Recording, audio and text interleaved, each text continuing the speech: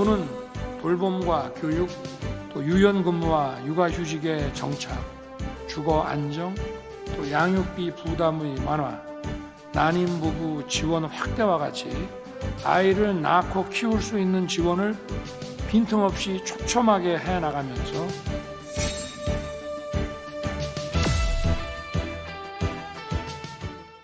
네, 지난 시간까지 그동안 갈수록 심각해지고 있는 대한민국의 저출산 현황을 살펴봤습니다.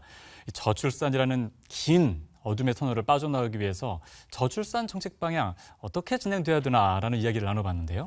오늘은 아이를 키우고 돌보는 과정에서 국가가 어떻게 지원하고 있는지에 대해 살펴보겠습니다. 스튜디오에 나와 있는 보건복지부 이기일제 1차관과 이야기 나눠봅니다. 안녕하세요, 차관님. 네, 안녕하세요. 보건복지부 1차관 이길입니다. 네, 차관님.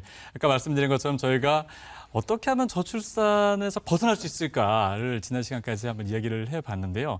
저출산도 문제지만 일단 태어난 아이들을 한 명 한 명 돌보는 것도 굉장히 중요하지 않겠습니까? 그렇습니다. 그래서 어린이집, 또 유치원, 또 돌봄 서비스들이 진행되고 있는데 이 돌봄 서비스는 어떤 유형들이 있나요? 예, 저희가 다양한 돌봄 서비스 유형을 지금 가지고 있습니다. 사실 2012년부터 모든 것은 무상보육으로 이렇게 되고 있습니다. 제가 판넬 보고 설명을 드리겠습니다. 네. 크게 이제 두 가지가 있는데요. 통원형이라고 그래가지고 아이를 맡기는 형이 있고 또 아이를 이제 돌봐주러 집에 오시는 그런 형이 있습니다. 네. 유치원 같은 경우에는 3, 5세가 기준이 되겠고요. 하루 8시간인데 보통 우리 세종에 있는 연서 우리 유치원 같은 경우도 아침 9시에 시작을 해서 1시 반에 끝나게 돼 있고요. 연장형이 붙게 되게 돼 있습니다. 그래서 하루 7, 8시간이 되게 돼 있고요. 누리과정을 하게 돼 있습니다. 네. 이 어린이집 같은 경우가 한 2만 9천 개 정도가 있는데 0호세가 돼 있는데 0, 2세는 영아반, 3, 5세는 유아반이라고 하고 있고요.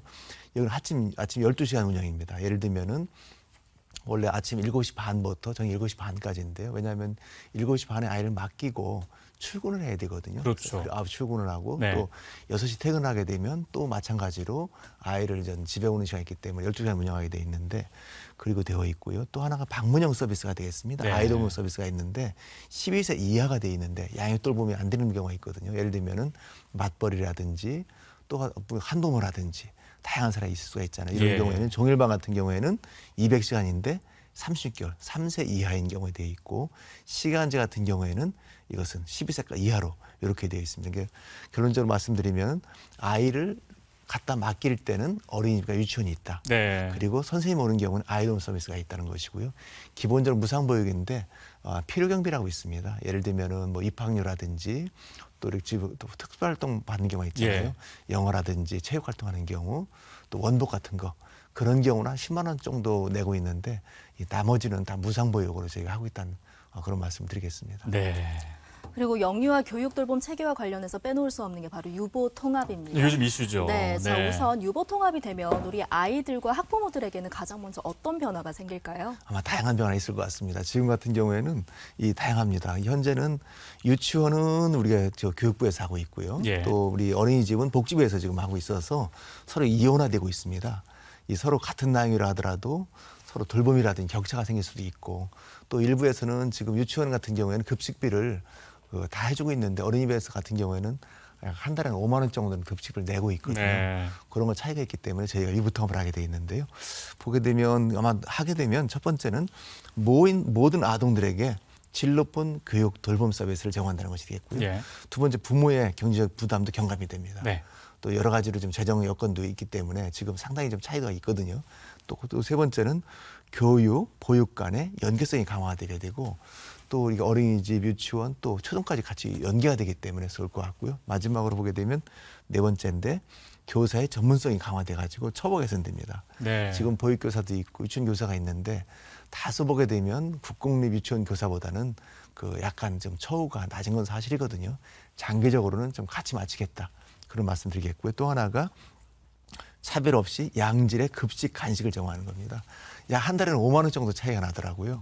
그래서 좀 어린이집 가게 되면 5만 원을 더 내야 되는데 지금 이제 점차 경기도 그렇고 세도도 마찬가지인데 선도교육청에서는 우리가 돈을 다 내주겠다. 그렇게 되게 돼 있고 아마도 내년쯤 되게 되면 다 이것이 차별이 없어질 것 같습니다. 점차적으로 통합해 나갈 그런 체계로 있습니다. 네, 이 유보 통합을 볼 때 국민 여러분들께서는 뭐 어린이집과 유치원을 이제 통합하면 되는 것 아니냐라고 이렇게 그냥 쉽게 생각하실 수 있는데 사실 관리 체계가 그동안 다르지 않았습니까? 그렇습니다. 그래서 이 관리 체계를 함께 통합하는 부분도 사실 실무적으로 굉장히 중요한 부분인데요. 이거 어떻게 진행되고 있습니까?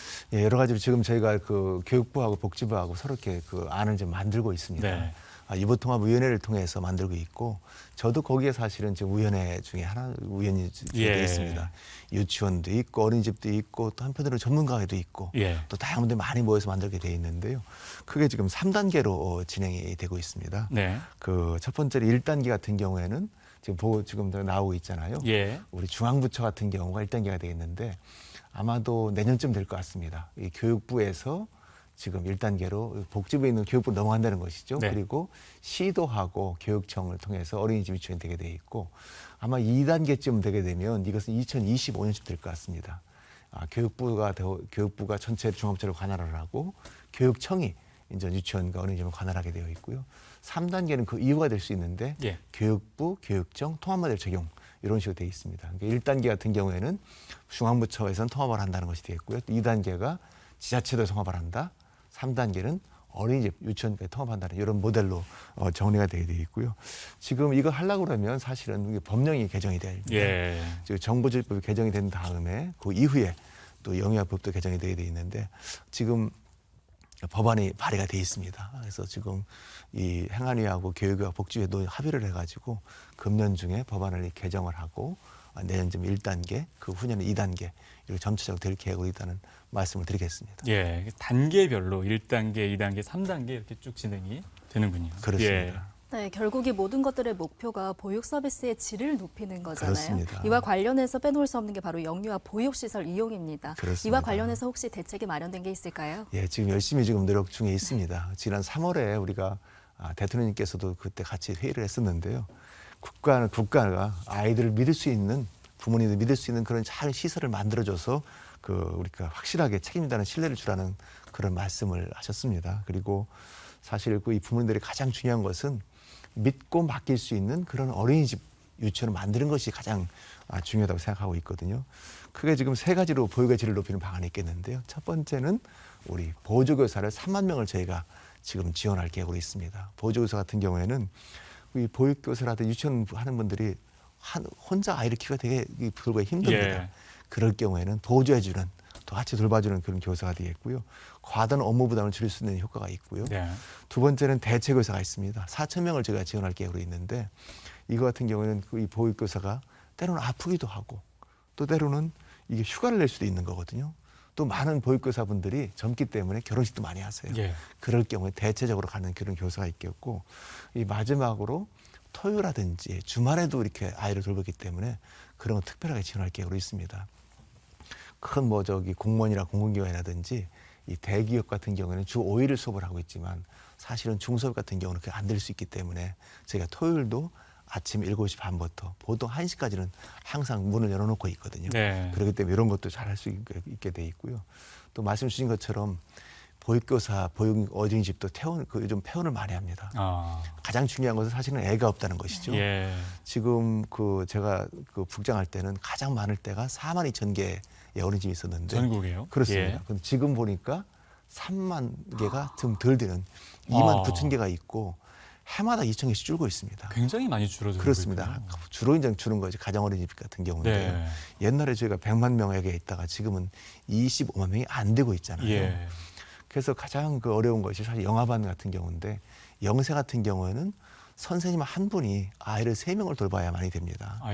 그런데 지금 애들 3명이 안 되는 거예요.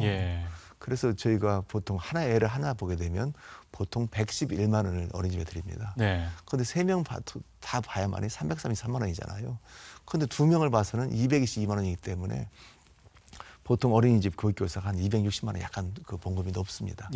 그런데 이것도 안 되기 때문에 저희가 그럴 경우에는 기관 보육료라고 그래가지고 민간 가정에는 한 62만 원 정도의 기관 보육료를 더 드리는 걸로 해서 최소한의 아이를 둘 본다 하더라도 어린이집은 잘 반을 운영할 수 있는 그런 체계를 갖추려고 하고 있고요. 또 해마다 저희가 국군의 어린이집 같은 경우는 500개 이상을 쭉 확충을 해서 할 계획으로 있고 우리 특히 이제 서울도 그렇지만 지방 같은 경우 아이를 돌보지 못하는 그런 경우 많이 있을 수가 있거든요. 네. 특히 영세반 같은 경우에 그런 걸 잘 할 수 있도록 모든 대책을 지금 세우고 있는 중입니다. 예. 국회하고 같이 논의를 지금 하고 있다는 말씀드립니다. 네, 특히 이런 부분들은 뭐 시장에만 맡길 수 없는 것이 지금 말씀하신 대로 공공성이 들어가야만 하는 그런 부분들이기 그렇습니다. 때문에 그렇습니다. 이런 부분 예, 같이 예. 조율이 돼야 될 것 같습니다. 그리고 최근에 이제 교권 관련된 그런 이슈가 많이 있습니다. 그 중에서도 이제 보육교사님들에 대한 예, 예. 교권, 그러니까 아이들을 잘 보살피는 가운데 또 학부모로부터 받는 그런 어려움들이 종종 있다고 하더라고요. 이런 부분들도 잘 좀 지켜드려야 되지 않겠습니까? 그렇습니다. 우리 보육교사분들이 우리 아이를 보면은 첫 번째 선생님입니다. 네. 가장 먼저 만난 선생님들이기 때문에 이분들이 사실은 보람과 자긍심을 가지고 일을 해야 되거든요. 그런데 안타깝게도 저희가 방송을 하고 있는 세종에서도 사실 9월 달에 보면은 맞습니다. 그 우리 예. 기저귀한테 맞는 그런 선생님 사례가 있었잖아요. 네. 그것 때문에 그 이후에 우리 많은 3,000명 되는 우리 보육교사분들께서 우리 저기 복지부 앞에 오셔가지고 여러 가지 또 시위도 하신 경우가 네. 있었습니다. 그래서 그런 것은 사실은 좀 있어서는 안 되는 그런 것이거든요. 그래서 저희가 그게 이제 교권 보호 대책을 8월 달에 발표를 했습니다. 모든 여기는 선생님도 포함되고 유치원 교사나 보육교사 다 포함되어 있는데 크게 세 가지로 나눠질 수가 있겠습니다. 첫 번째는 우리가 보육 활동의 침해 발생 시에 매뉴얼을 만들겠다는 그런 것이 되겠는데요. 사실 지금 같은 경우도 한 그 보육교사의 한 3명, 보통 한 3명 같은 경우에는 계속 교권 침해에 말씀을 하십니다. 주로 이제 폭행, 폭언이라든지 여러 가지 그런 게 있겠는데요. 그런 것을 잘 대응할 수 있는 가이드를 저희가 제공해가지고 이 배포를 해야 될 것 같고요. 두 번째는 지금 초중등 교육부 같은 경우에는 그 우리가 그 지난 법이 바뀌었습니다. 네. 교권 그 사업이 바뀌었는데 우리 어린이집의 선생님 같은 경우도 충분하게 이렇게 교권을 보호할 수 있는, 예를 들면 정당한 학생을 지도하는 것 같은 경우에는 아동학대의 처벌을 받지 않는 그런 법이 지금 발의가 돼 있습니다. 네. 그렇기 때문에 저희가 9월 14일 발의된 법에 대해서 이번에 정기국회를 처리를 해가지고 정당한 학생 지도에 대해서는 처벌 안 받게끔 그렇게 할 그런 계획을 있고요. 또 하나는 이 고충처리센터를 만들었습니다. 17개의 모든 시도에는 육아종합지원센터가 있게 돼 있는데 예. 이런 센터별로 그 우리 고충처리센터를 만들어 가지고 그 센터를 통해서 충분히 고충상담을 할 수 있도록 그렇게 이제 제가 해나갈 계획이 있고요. 가장 다시 말씀드리지만 우리 보육교사는 우리 아이의 첫 번째 선생님입니다. 네. 이 선생님들이 정말 자긍심과 긍지를 가질 수 있도록 해야 될 것 같고요. 저희 항상 많은 대신 말씀 그렇습니다. 우리 선생님 손이 따뜻해야만이 아이를 잘 볼 수 있는 겁니다. 선생님들 손이 차갑게 되면 아이를 잘 볼 수가 없는 거거든요. 그렇게 해주시기를 점차 모든 국민께 어머니께도 부탁을 드리겠습니다. 네. 다양한 대책이 마련되고 있으니까 좀 더 좋은 방향으로 나아가지 않을까 그런 생각이 건민증 듭니다. 그거 이제 아이를 낳으면 또 맞습니다. 이런 것들이 다 반영이 될 겁니다. 네, 기대해 보겠습니다. 부탁드리겠습니다. 자, 그리고 이 부분도 한번 짚어볼게요. 보통 유치원에서 아이들이 마치면 5시에 마치고 초등학교 1학년으로 올라가면 12시 반에 아이들이 마칩니다. 그러면 그 사이에 돌봄 공백이 발생해서 이 부분과 관련해서 맞벌이를 하는 학부모님들이 굉장히 고민을 많이 하시더라고요. 혹시 그 부분을 정부가 인지하고 있는지 해결책도 있는지 궁금합니다. 예, 아주 좋은 말씀 주셨습니다. 사실은 어린이집은 7시 반까지 네. 오후죠. 그리고 유치원도 5시까지는 애를 봐줄 수가 있거든요. 근데 갑자기 초등학교를 가게 되면 12시 반, 1시면 집에 오는 겁니다. 그러면 그 애를 볼 수가 없게 되는 거예요. 예. 아마 그때에 가장 많은 부모님들이 내가 지금 그만둬야 되겠다. 그런 결심을 하고 고민할 때가 바로 그때입니다. 그래서 많이 지금 돌리고 있는 것이 예를 들면 태권도장에 보내기도 하고 네. 학원을 보내기도 하고 그런 케이스가 있는 맞습니다. 거거든요. 그래서 저희가 초등 돌봄의 그 돌봄 절벽이라고 그러잖아요. 그걸 잘 할 수 있는 대책을 지금 만들고 있는데요. 첫 번째가 지금 이렇게 초등 돌봄이라고 그래가지고 그 30만 명 정도의 그런 것을 돌보고 있습니다. 네. 두 번째는 우리가 여러 개 어려운 걸 인해가지고 지역아동센터에서도 아이를 돌봐주고 있고 또 다 함께 돌봄 센터에서도 2만 명 정도 돌보고 있는데 이걸 전체적으로 지금 저희가 잘 만들어가지고 이것도 계속 하면서 한편으로는 교육부에서 1월 달에 늘봄 학교의 대책을 만들어냈습니다. 네. 발표를 했는데요. 여러 가지 대책이 있는데 학교에서 돌봄 인프라를 확충하겠다는 그런 그 대책이 되겠습니다. 네. 그래픽을 준비한 한번 보면서 설명 보시면 한번 해주시죠. 말씀드릴까요? 예. 자, 늘봄 학교 추진 방안이 되겠습니다. 지금 보게 되면 1, 2학년, 3, 4학년, 5, 6학년이 되게 돼 있는데 아침 7시에서 9, 9시까지 이걸 보통 아침 돌봄이라고 그래가지고요. 예. 아침에 필요한 학생들만 돌봄 맡기는 것이 되겠고 보통 9시부터 1시까지는 이것은 정규 수업입니다. 초등학교 1학년 같은 경우에는 말씀 주신 것처럼 1시까지, 3, 4학년은 이렇게 2시나 3시까지 하게 돼 있고 5, 6학년은 조금 더 길게 돼 있죠. 그 이유는 늘봄 학교입니다. 네. 그래서 1, 2학년 같은 경우는 오후 돌봄이라든지 맞춤형 프로그램을 하고 또 3, 4학년은 틈새 돌봄이 포함돼 가지고 길게 봐주게 돼 있고요.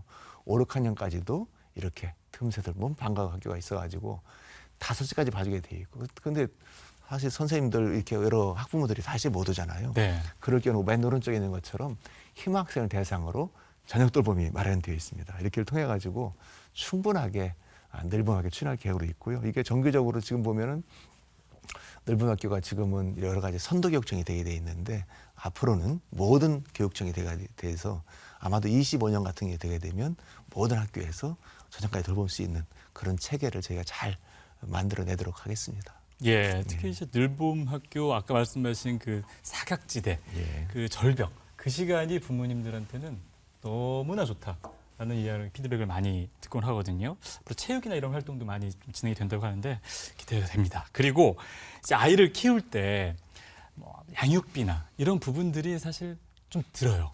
그래서 예, 예. 우리 부모님들 그런 부분들이 좀 부담으로 이제 작용하기도 하는데 이런 부분들에 대한 정책적인 지원이 있습니까? 예, 여러 가지 지원을 많이 가지고 네. 있습니다. 기본적으로는 아까 말씀드린 것처럼 어린이집 유치원은 사실 무상보육이죠.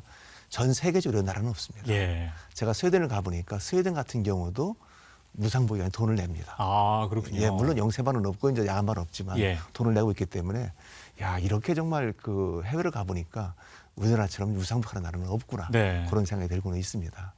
그러나 사실은 여러 가지 이렇게 출산하는데도 부담이 되기도 하고 또 양육 부담이 있는 건 사실이거든요. 그래서 저희가 그것을 다양한 현금 지원 또 바우처라든지 또 한편으로는 본인 부담금을 또 병원 같은 데 돈 들잖아요. 네. 인하하는 것을 다양하게 가지고 있습니다. 첫 번째 말씀드릴 것이 사실은 부모급여입니다. 지금 영세 같은 경우는 70만 원, 일세가 30만 원 주고 있는데 내년 같은 경우에는 영세는 100만 원, 일세는 월 50만 원으로 줄 계획으로 있습니다. 네. 그럼 영세 같은 경우 1년 같은 경우는 1,000만 원이 드는 겁니다. 그렇죠. 이렇게 하게 돼 있고요. 두 번째는 우리 천만남 이용권이라고 그래가지고 우리 아이를 낳게 되면 첫째 아는 200만 원 지금 주고 있는데요. 내년부터는 첫째 아는 200만 원이지만 둘째, 셋째부터는 300만 원씩 아. 그렇게 줄 계획으로 있다는 말씀드리겠습니다. 그리고 아동 수당을 주고 있는데요. 월 10만 원 정도를 만 8세 이전까지 7세까지는 주게 된다는 그런 얘기가 되겠죠. 예. 그리고 또 한편으로는 그렇잖아요. 이렇게 유치원이라든지 또 어린이집 가게 되면 무상으로 해주게 돼 있는데 또 상당 부분의 그 아이들은 집에 있습니다. 네. 근데 집에 있는 아이한테는 양육수당을 저희가 10만 원씩 주고 있는데 제가 옛날에 국장을 할 때 보니까 무상보육이 사실은 어린이집에 처음 생겼습니다. 예. 영희세 처음 생겼는데 영희세는 학교 무상 어린이집 가면 돈을 안 드는데 집에 있으면 돈을 안 주는 거예요. 맞죠. 예. 그러다 보니까 모든 그 집에 있는 아들이 다 저 어린이집에 다 오게 된 겁니다. 네. 그때 빨리 만든 것이 양육수당이거든요. 그때 이때 말씀드리겠고요. 또 하나가 그 우리 임신 출산 진료비 지원이라고 그래서 지난번 했던 것처럼 첫째 100만 원, 애가 하나 100만 원인데 그 뭐 쌍둥이, 뭐 삼둥이, 사둥이 있어도 140만 원 안 되는 것은 해마다 애 하나마다 100만 원. 첫째 100만 원, 저기 애 하나 100만 원, 둘째, 셋째 같은 경우는 100만 원씩 하는 그런 제도가 되어 있고요. 또 하나가 그 임신 출산 수술비 같은 경우가 네. 지금은 5%의 본인 부담을 내게 돼 있지만 그 앞으로는 저희가 본인 부담을 제로할 그렇게 하고 있습니다. 그래서 정말로 우리 그 부모님들이 정말 우리 아이를 잘 키울 수 있는 그런 대책을 제가 잘 만들고 있고요. 지금 아마 보니까 저고위에서 뭐 자동적으로 뭐 육아휴직을 하는 제도라든지 또 그런 제도 같은 걸 만들고 있잖아요. 그래서 여러 가지로 해서 저희가 부모님들 원할 때는 충분히 할 수 있도록 그런 대책을 만들도록 하고 있고요. 앞으로 저도 청년분들을 많이 만나보려고 합니다. 네. 청년이 아이를 낳고 아이를 또 가지시는 분들이기 때문에 그분들이 뭘 원하는지 뭘 필요한 것인지를 해가지고 기술적으로 현 제도를 보완해 나가도록 그렇게 하겠습니다. 네. 저희 많은 분들이 이제 아이를 낳기 전에 아이를 낳고 나면 어떻게 키우나라는 그런 고민을 많이 하십니다. 그래서 오늘 낳고 나면 어떤 지원을 받을 수 있는지에 대해서 정말 A부터 Z까지 한번 쭉 말씀 들어봤는데요. 황민재 앵커도 굉장히 도움이 될 것 같아요. 네, 많은 도움이 되고 있습니다. 예, 꼭 아이 한 2명, 3명. 네. 언제라도 저한테 말씀 주시게 되면 제가 대책을 만들도록 네, 하겠습니다. 감사합니다. 자, 지금까지 보건복지부 이기일제 1차관과 함께 이야기 나눴습니다. 오늘 말씀 고맙습니다. 예, 감사합니다.